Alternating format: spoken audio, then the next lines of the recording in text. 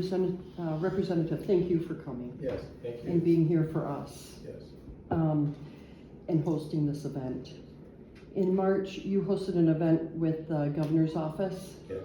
And the question of representation for the 35th district Senate seat came up. Yes. I just wanted to know if you had any follow-up with them, and if you have heard anything further as to when we may have an election, a special election, and give the communities a voice. Yeah.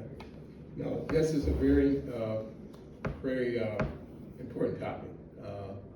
My colleague, Congresswoman McDowell-Ribbon, she was elected, as you know, and I have not heard, I repeat, I have not heard any inkling in terms of if and when the governor is going to run a special election. Right now, currently, our office has been triaged. I'm sure my other colleagues probably in Bay and Midland are doing the same. I believe they are. Our office has been triaged to take on some of the constituent cases. You know, Lana Garrett, if she was here, she would tell you, you know, so we get emails and communications that comes to her, this, you might be able to talk about this, okay?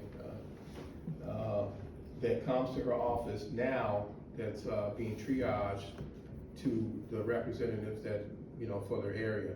So we get a lot of Saginaw County concerns. Double duty. Yes. And so, you know, we're not compensated for that, which my staff does all the work, and I pay my staff at the highest levels that we can. So I appreciate them for their work, and I tell them that every day. But that's extra work for us. You know, right. Our plate's already full. You know, we have a full agenda just on our own in terms of the constituent cases that we get in every day, and the responses that we have to make, and the follow-ups where we touch base with different departments throughout the state of Michigan, you know, to kind of get some resolutions for those concerns. So I share your sentiment. You know, and I've been asked, you know, whoever runs, you know, there are people who may run, but doesn't matter. It has to be filled. I agree. You know, right. It should be filled. I don't know anything beyond that. We have not heard back from the staffers that were with us that day at the Buena Vista facility, but there was a young lady there who asked the question. Originally, when she first came, she, you know, I tried to engage everybody. She said, well, she brought up the point of 35th district. Okay.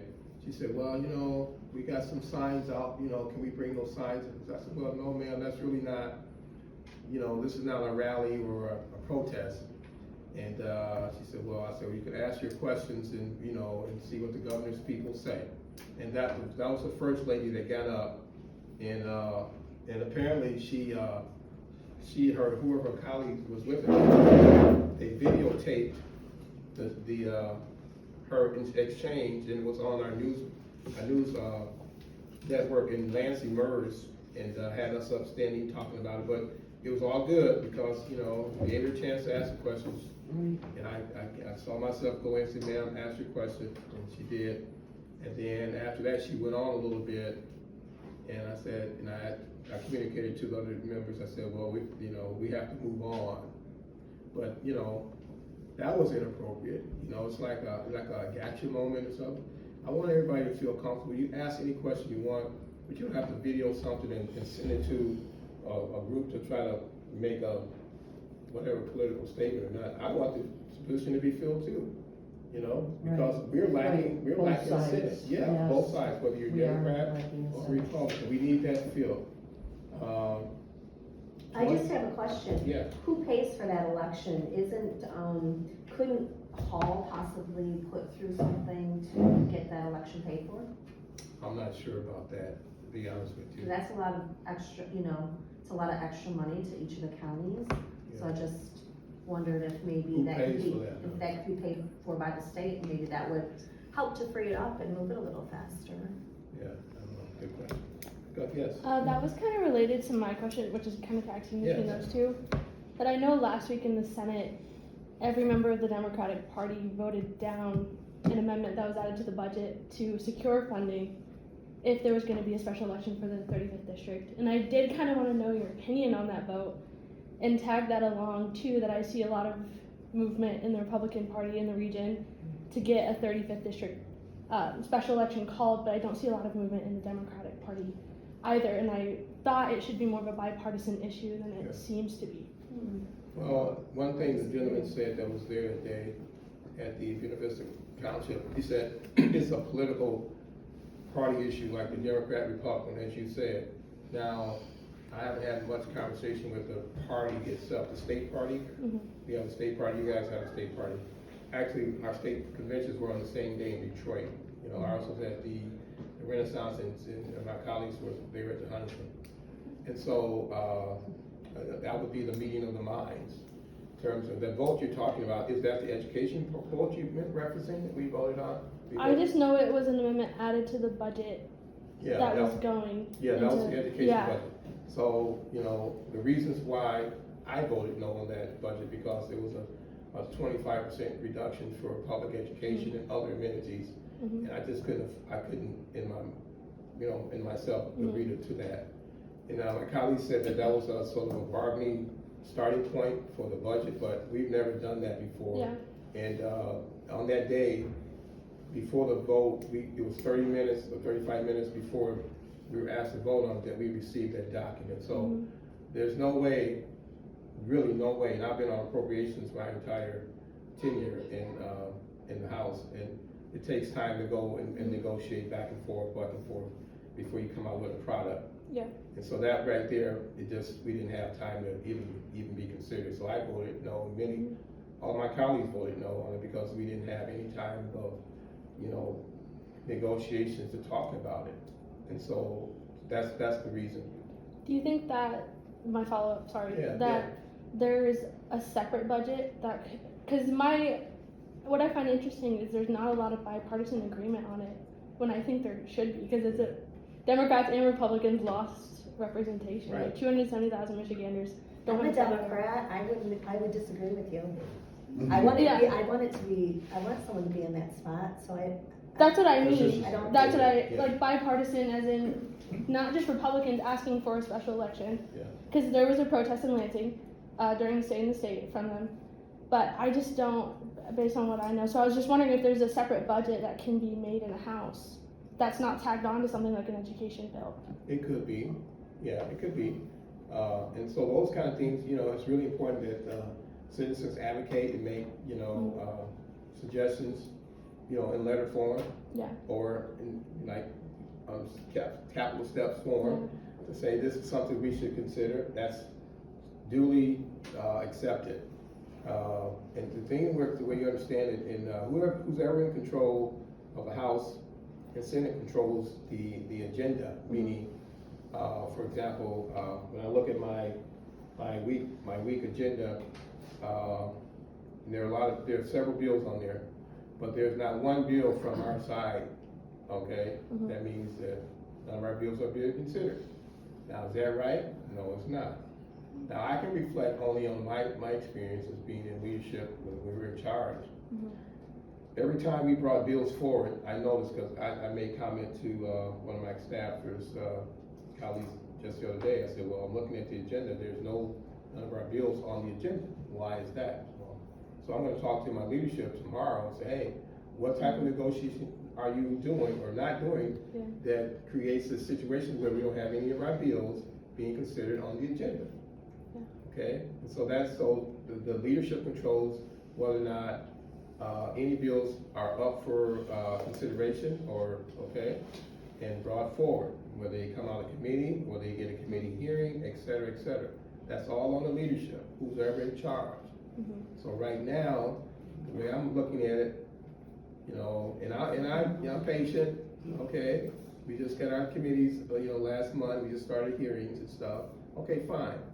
But out of good faith, to say good faith, okay, you know, throw me a bone. Meaning that bone is a couple of our bills come up for reading. You know what I mean? So I haven't seen that. I can show it to you right here I can show it to you. Matter of fact, let me do it. Just let you see what I'm talking about. When you talk about bills that are supposed to be considered bipartisan, we all have bills. And I'm just going to show you this so you can, I want you to see. This is our agenda for March 18th. For first day, so it says tenants of the House agenda, 3 passes. So these are all the bills, okay? Yep. This is what we're gonna look at all over. They're all Republican bills, which is okay. Yep. There are no Democrat bills. This is a whole slew of bills. You see that? So what I'm saying is, Yeah. in a bipartisan way, put a couple Democratic bills on there. So can we look that up? Yeah, it's on public record of the agenda. This Well, is I've just, looked up different bills. What website? this is agenda. Agenda, okay. Yeah, go to the House. It's just on the Michigan House website, so Yeah. you're able to pull it up, and Yeah. each day has like an. Oh, so agenda. michiganhouse.gov? Yeah. Or something like that. You can see it, you can see the whole agenda. What's on the whole week agenda from Tuesday, Wednesday, and Thursday. And you can follow that over a period of time. I would really challenge you to do that. Yeah. From this day on and see how long it takes for us to get some bills on there. Now, do you think that's fair, that we're shared a house 56 and 58 or whatever the 110 is? You know, we all have bills, we all have constituents, Yeah. right? I have a tax cap bill, I just mentioned. I want my tax cap bill, among others, to come up for committee and hearing. Very important to the region, as I said. Did you hear that part? Yeah. Yeah. So, you know, it's, And it's the same thing probably happens with the Democrats not bringing up Republican, you know, it just, yeah. that's just how it is. Well, from my experience, as I was saying, when we were leadership, we did. Speaker Tate, he worked with Leader Hall, and every time we had an agenda, we had Republican and Democratic bills on it. I can go back and pull up the list. You can go back and see it. You will see it, you know. So I'm not sure, you know, what I'll find out from my leadership. Like, you know, what are you doing in terms of negotiation? Responses was you said you represent 90,000 people in Saginaw. So the thing is, you're their only representation in Lansing. So I guess, don't you think a statement from you on behalf of your 90,000 constituents would have some sort of influence on the governor's decision to call a special election? Not really. Most of our districts are around the 90,000, you know, 90,000 range. Most of them. Some are higher based on redistricting.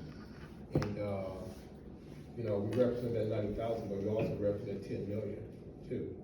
You know, so I'm representing for the entire state of Michigan. I represent UP, I represent Marquette, etc. You know, so let's think about that. So you have representatives who represent 90,000 plus. You know, their district, and I represent mine. Now the 35th district, which I think they said is like 270, from what is that roughly right? Right.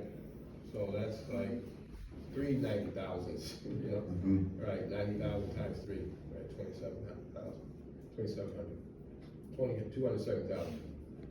So again, you've heard the folks who made their voices heard. And it was, I think, a couple of Democrats I saw over the time, but you know, me personally, as a representative, you know, that may consider running for that office too, just as well. I'll just speak for myself. I think I'm very qualified to represent the 35th district. Okay, if I had the opportunity, I know I can do it. And so my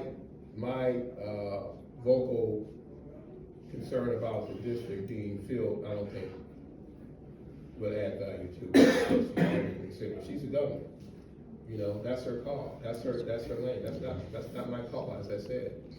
So, you know. So all these federal cuts we're having right now, we're being cut out of. Our group, our area, our 35th district Senate is being cut, just like the federal. Well, we don't have a physical representative, but I know a lot of our, as I said earlier, the cases that are concerns, they're being triaged either to my office, we get a lion's share. I'm sure Beeson's get a lion's share, and I'm sure Bill Schuette gets a lion's share. I would ask them that, hey, are you guys getting any pass from that? Okay, Beeson and Schuette. Beeson is. Okay, so, you know, I'm sure Bill is. Yeah, I bet you he is Yeah. as well. So we're all getting those you know, those concerns. But that's not fair to you guys. You know? But, you know, So, okay, so is there anyone besides the governor that can influence the governor to call an election? well, I would encourage, you know, just the citizen base, you know, we all have to respond to you, the citizens. And so I would encourage you to, you know, if you feel led to do that, I would write the Secretary of Then make- State yeah. and the governor. just continue to make your voices heard. That's Well, all I would say to you. So, I mean, I know publicly, Representative Beeson, Representative Sheehan, and then I believe Representative Kelly too, have all kind of just stated that like the people deserve representation, and they have publicly said that they'd like the governor to call an election, I guess. So, I mean, my thing is, why don't you want to? Well, that's my decision. I don't have to, you know. Those are all, I don't have to do that, you know. you're only naming Republicans that have done Because that. there Aren't hasn't there been any any, Democrats. there's Oh. no Democrats in That the have state. constituents unrepresented, there's not a single Democrat that has called for that Where's this district? election. No, I don't have to. 35th District, Saginaw Bay. Yeah, it consists of Saginaw County, Bay County, and Midland County. It's for the Senate. And it's a Oh. little bit of Okay. Tuscola. Okay. I mean, that's a decision of the governor. I mean, I don't want to be a dead horse. It's Right. really, it's a really That's smart what it's district, doing. kind of, Right. when you look up There's the nothing map. I can do for that. It is. I mean, I can't do anything to change the governor's mind or dictate to her to do something that's only in her power to do. Would I love it to be called? Yes, I would. Do I think I need to, you know, let her know that I feel, you know, it should be called? I don't think I should. And that's my personal decision. That's her call. So that doesn't stop anybody in the state of Michigan from writing the governor Right. and saying, Madam Governor, we want you to call a special election. It's not so, you know, it's not Amos O'Neill's job to do that. I feel I have a lot of work, you know, at my disposal to keep myself busy. And that's a distraction I don't need, you know, because, you know, like this, you know, if I'm out and about and, you know, why don't you call the governor and say, you know, to call the election? I mean, okay, I gotta entertain that over and over. I don't mind, I'll be cordial, like I'm trying to be now. But, you know, I got a lot more fish to fry, you know, while I'm representing, you know, the state of Michigan, and I'm representing members of the 35th district right now, just as well as Bill, just as well as Beeson are doing it. So, you know, I don't know what else to say. I have a question on a different Yes.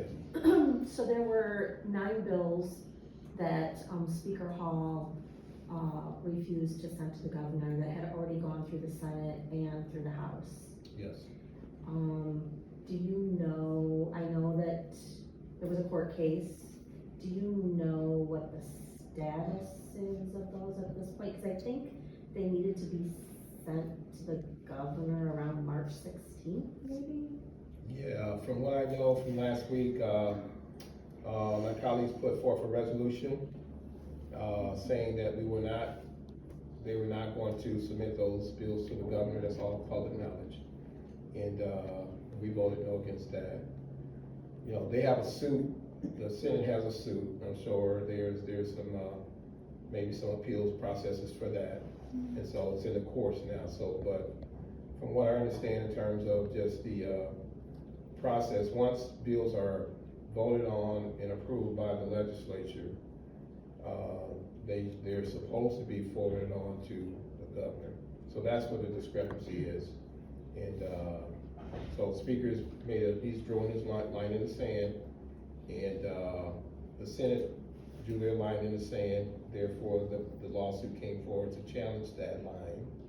And so now I think it's up to the courts to decide, from what I understand.